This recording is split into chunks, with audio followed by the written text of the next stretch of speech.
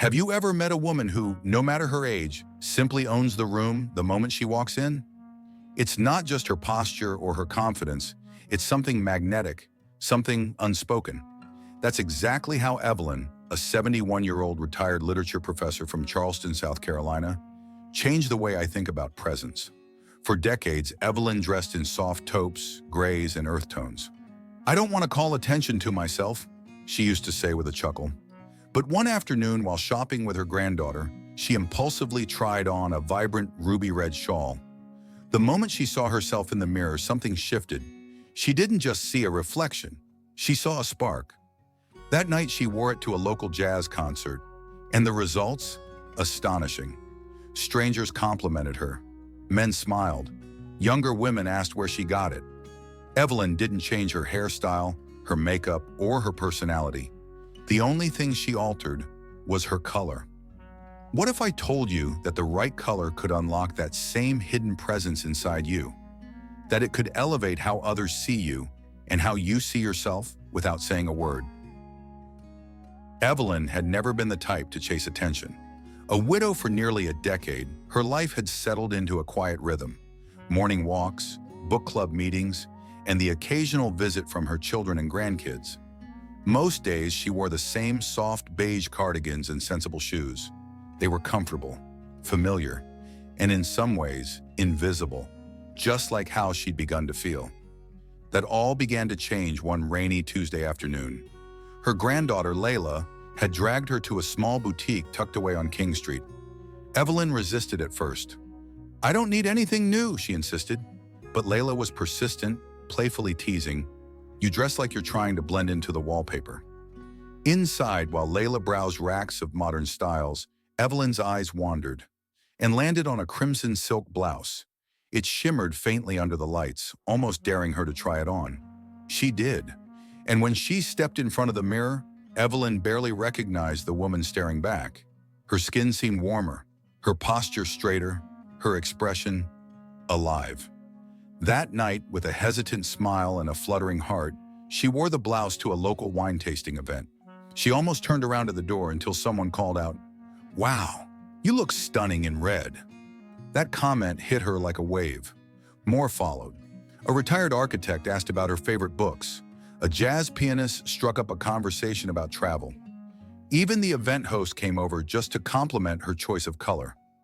Evelyn hadn't changed her lipstick. She hadn't done her hair differently. The only shift was in her color, and it transformed the way people saw her. More importantly, it changed how she saw herself. For the first time in years, she felt radiant. Not youthful in the conventional sense, but vibrant, whole, present. Driving home that night, the city lights reflected in her windshield. Evelyn caught her own smile in the rearview mirror. "Maybe I don't need to fade away just because I'm in my 70s, she whispered. That moment became a catalyst. Over the next few weeks, Evelyn began experimenting. A sapphire scarf here, a deep emerald blazer there. Slowly, her wardrobe transformed, and with it, her sense of identity. She wasn't dressing to impress others. She was dressing to reconnect with herself. Each color felt like a small act of rebellion against invisibility, a silent declaration. I'm still here, and I matter.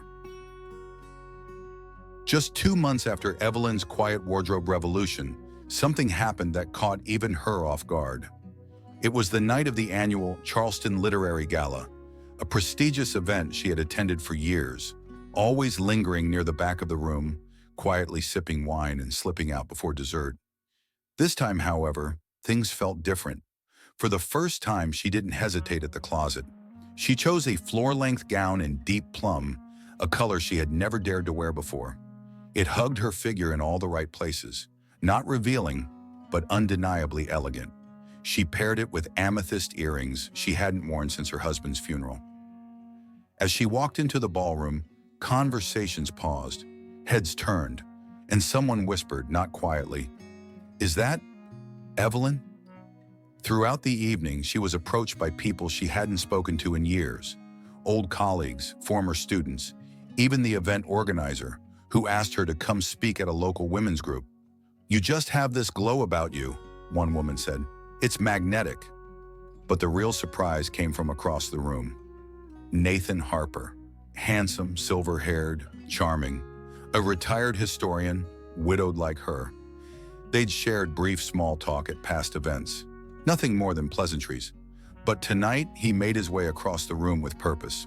"I have to say," he smiled, "you wear purple like royalty." Evelyn laughed. "I suppose I'm finally embracing a little color in my life." "I noticed," he replied, "and so did everyone else." They ended up talking for over an hour, lost in conversation about poetry, world travel, and second chances. He offered to walk her to her car, and before saying goodnight, asked if she'd like to meet for lunch sometime. Evelyn was stunned. She hadn't imagined someone would notice her like that again, let alone be drawn to her so effortlessly. And yet, it happened, and she hadn't tried to be someone she wasn't. She hadn't forced charm or flirtation. She had simply shown up, in her color, in her presence, in her truth. That night, as she sat in the car with her hands still clutching the small paper napkin where Nathan had scribbled his number, she exhaled deeply and laughed to herself. It wasn't just about the dress. It wasn't even about the attention. It was about the choice to be visible again, the choice to stop hiding, the choice to allow herself to be seen.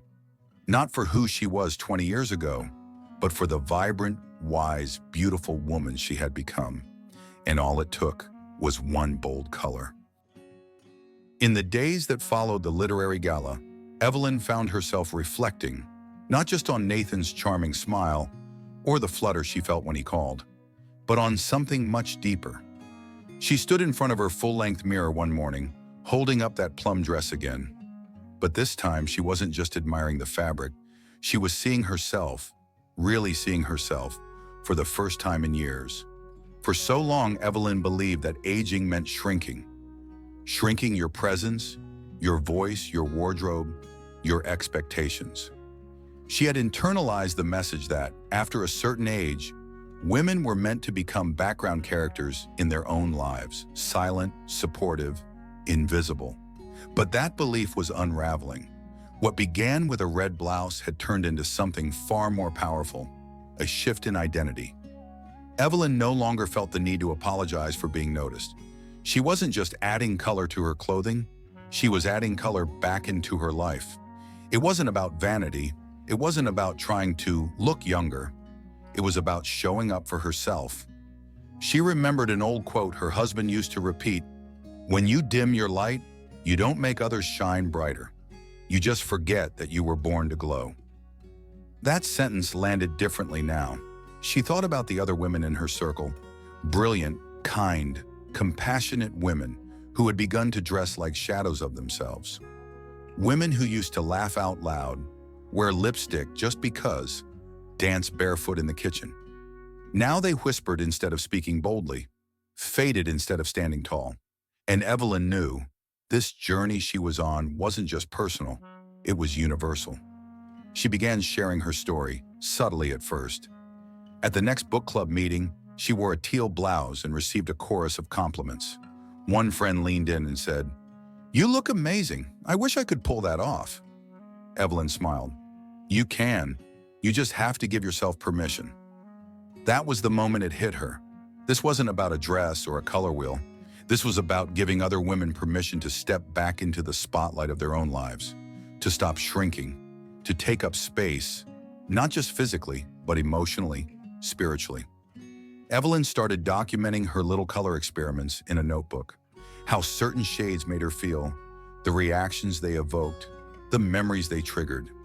It became a ritual of self-discovery, one swatch at a time, and something beautiful began to happen.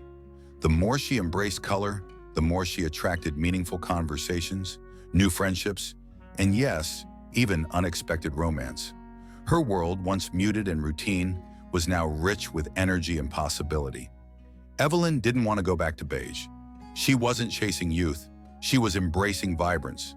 She wasn't trying to impress anyone. She was finally, unapologetically, honoring herself. And that, she realized, was the most beautiful transformation of all. A few weeks after the gala, Evelyn received an unexpected email. Subject line, We'd love for you to speak." It was from the director of a local women's wellness collective, an organization that hosted monthly gatherings for women over 50 to connect, heal, and grow.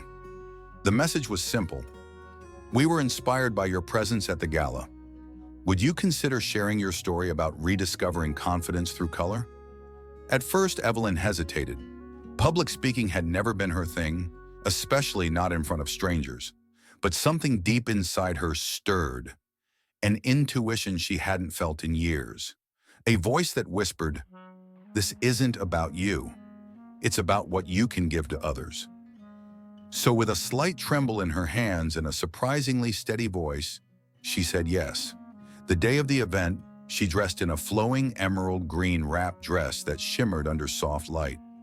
Her silver hair was pinned elegantly, and she wore a subtle coral lipstick that made her features glow.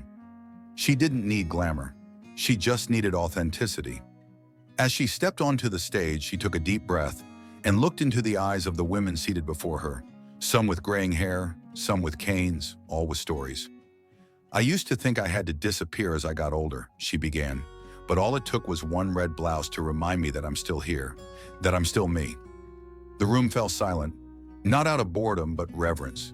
She spoke about the psychological power of color, how it reawakened her joy, her identity, her connection to others. She shared her fears, her doubts, her quiet triumphs. She ended with a message that lingered in every corner of the room. You don't have to be loud to be seen, but you do have to show up for yourself, even if it's just with a little color. When she stepped off the stage, the crowd stood in applause. Women hugged her. Some cried. Others asked for tips on colors, confidence, and how to feel visible again. That night, Evelyn received more than cheers. She received a mission. Soon, she was invited to speak at other events, libraries, retirement communities, women's circles. Each time, her audience grew, and with it, her impact. She wasn't just dressing in color now, she was living in it. Doors opened in ways she never expected. A local boutique offered her a small collaboration, a color revival collection for mature women. A podcast invited her on to talk about aging with vibrance.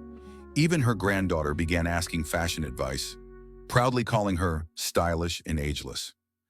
Evelyn had found her new purpose, not in fading away, but in helping others step back into their light. And to think, it all started with a red blouse.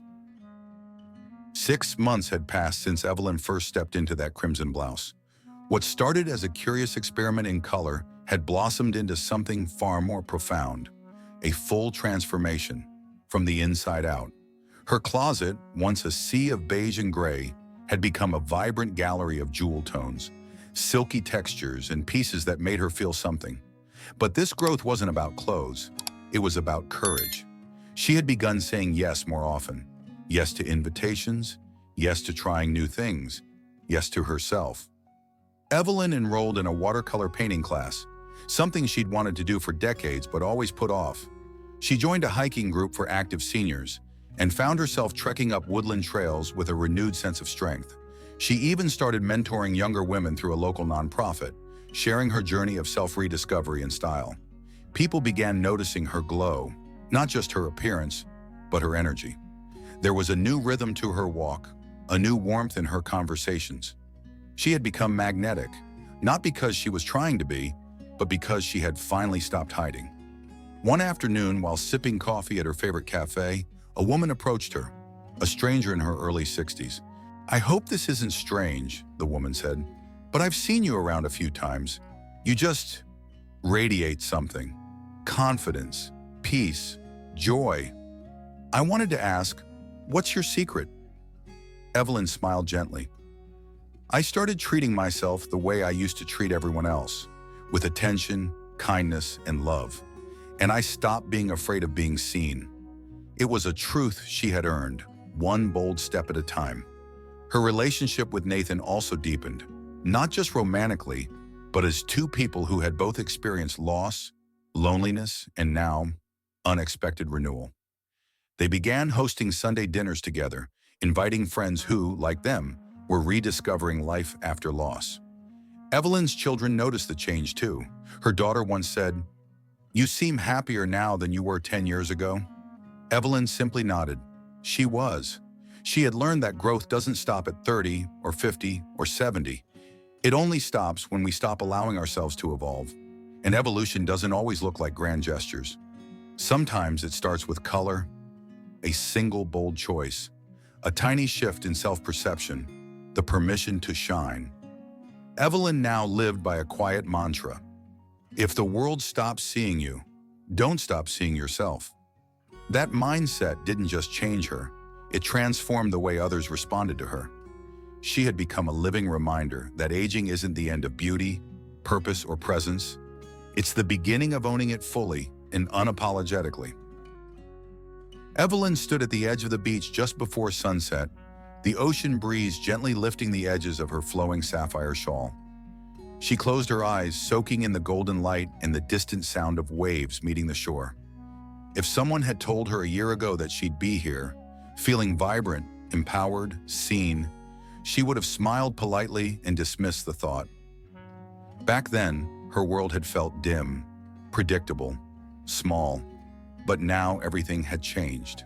Not because someone came to rescue her, not because time had reversed, but because she made a decision to stop hiding in plain sight. Evelyn's journey wasn't about fashion. It wasn't about attracting compliments or reclaiming youth. It was about honoring the woman she had become. It was about embracing the fire that had never truly gone out, only waited quietly beneath the surface for permission to burn again.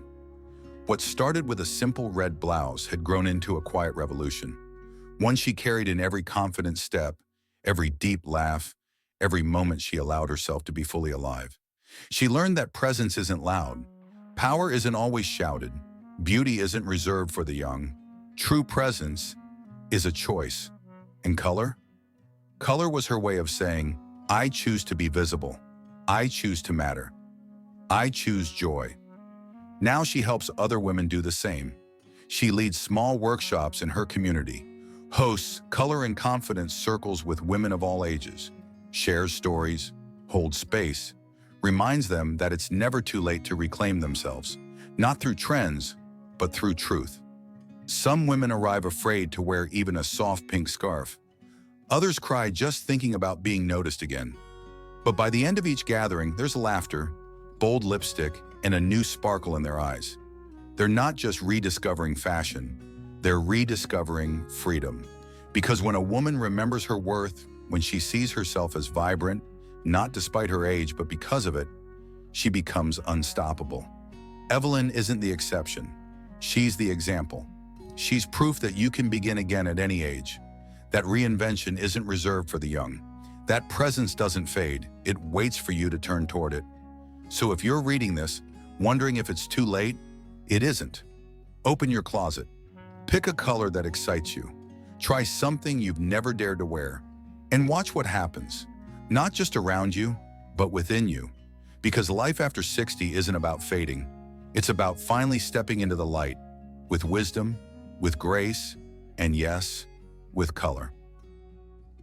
The most powerful lesson Evelyn's journey teaches us is this: you are never too old to be seen, to be vibrant, or to reinvent yourself. Aging doesn't mean fading, it means evolving. It means stepping into the fullest version of who you are, with decades of wisdom and lived experience as your foundation. Society may try to tell you to tone it down, play it safe, or disappear quietly. But the truth is, you were never meant to be invisible. Presence is not about youth. It's about energy, intention, and self-respect.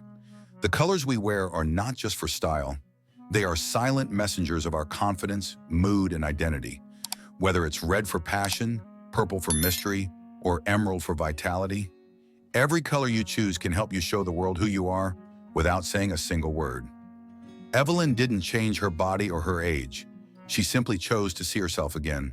And once she did, everyone else followed. The takeaway is simple yet profound. Visibility is a choice, and when you choose to show up for yourself, everything begins to change. So how can you begin your own transformation? Start small. Choose one color this week that you've always loved but rarely wear. It could be a lipstick, a scarf, a blouse, or even nail polish. Stand in front of a mirror and ask yourself, how does this make me feel? Take note of the reactions you receive. But more importantly, notice how you respond to yourself. Do you walk taller? Smile more? Feel re-energized? Then repeat. You don't need a complete makeover, just one bold, intentional choice at a time. Over time, you'll build not just a wardrobe, but a new relationship with yourself. Remember, fashion is not about impressing others. It's about expressing who you are. And every day you choose to wear something that reflects your inner fire, you're telling the world, I'm still here, and I'm just getting started. Thank you for watching. If you enjoyed this, please like and share with your friends. Your support keeps these stories alive. Don't forget to subscribe so you never miss a new episode. And if today's story touched your heart, leave a comment. I'd love to hear from you. Take care, stay well, and see you in the next story.